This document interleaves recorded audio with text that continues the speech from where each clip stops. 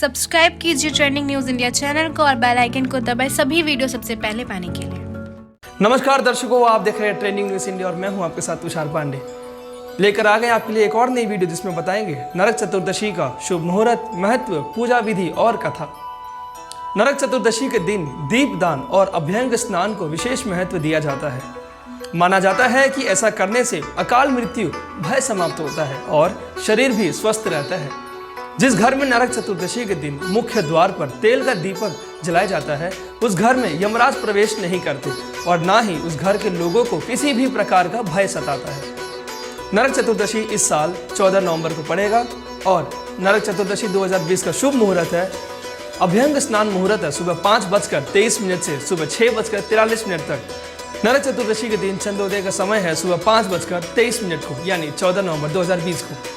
चतुर्दशी तिथि प्रारंभ है शाम 5:59 से 13 नवंबर को और चतुर्दशी तिथि समाप्त होगा अगले दिन दोपहर 2:17 पे, यानी 14 नवंबर 2020 को। नरक चतुर्दशी का जानिए महत्व है। कार्तिक मास के कृष्ण पक्ष की चतुर्दशी तिथि के दिन नरक चतुर्दशी का त्योहार मनाया जाता है।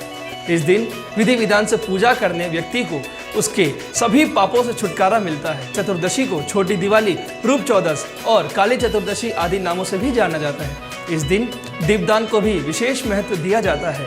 नरक चतुर्दशी के दिन दीपदान करने से अकाल मृत्यु और यमराज का भय समाप्त होता है। शास्त्रों के अनुसार नरक चतुर्दशी पर अभ्यंग स्नान करने वाले व्यक्ति को नरक के दोषों से मुक्ति मिलती है और उसके जीवन के सभी पाप समाप्त होते हैं।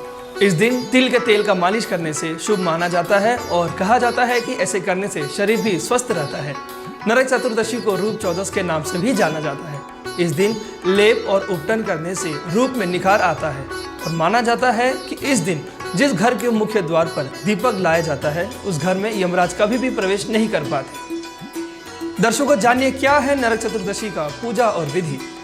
नरक चतुर्दशी पर तिल के तेल की मालिश को काफी शुभ माना जाता है और सुबह उठकर तिल के तेल की मालिश करें। इस दिन शाम के समय स्नान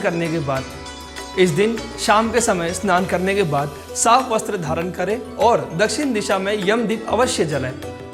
इसके बाद इसी दिशा में एक दीपक अपने पितरों के नाम से भी जलाएं। यह दीपक जलाने के बाद यमदेव और अपने पितरों से अपनी गलतियों के लिए क्षमा याचना करें। इसके बाद किसी निर्धन व्यक्ति को दीपदान अवश्य करें और आधी रात के समय अपने घरों का कबाड़ बाहर फेंक दें। जानिए क्या है नरक चतुर्दशी की कथा। पौराणिक कथा के अनुसार प्राचीन समय में एक रंती देव नामक राजा था। वह हमेशा धर्म कर्म के काम में लगा रहता था।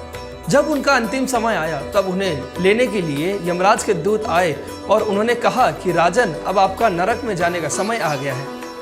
नरक में जाने की बात सुनकर राजा हैरान रह गए और उन्होंने यमदूतों से पूछा कि मैंने तो कभी कोई अधर्म या पाप नहीं किया, मैंने हमेशा अपने जीवन अच्छे कार्यों को करने में व्यतीत किया, तो आप मुझे नरक में क्यों ले जा रहे हैं। इस प्रश्न का उत्तर देते हुए उन्होंने बताया कि एक बार राजन, तुम्हारे महल के द्वारा एक ब्राह्मण आया था जो भूखा ही तुम्हारे द्वार से लौट गया, इस कारण ही तुम्हें नरक में जाना पड़ रहा है। यह सब सुनकर राजा ने यमराज से अपनी गलती को सुधारने के लिए 1 वर्ष का अतिरिक्त समय देने की प्रार्थना की। यमराज ने राजा के द्वारा किए गए नम्र निवेदन को स्वीकार कर लिया और उन्हें 1 वर्ष का समय दे दिया। यमदूतों से मुक्ति पाने के बाद राजा ऋषियों के पास गए और उन्हें पूर्ण वृतांत विस्तार से सुनाया। यह सब सुनकर ऋषियों ने राजा को एक उपाय बताया, जिसके अनुसार ही उसने कार्तिक मास कृष्ण पक्ष की चतुर्दशी के दिन व्रत रखा और ब्राह्मणों को भोजन कराया, जिसके बाद उसे नरक जाने से मुक्ति मिल गई।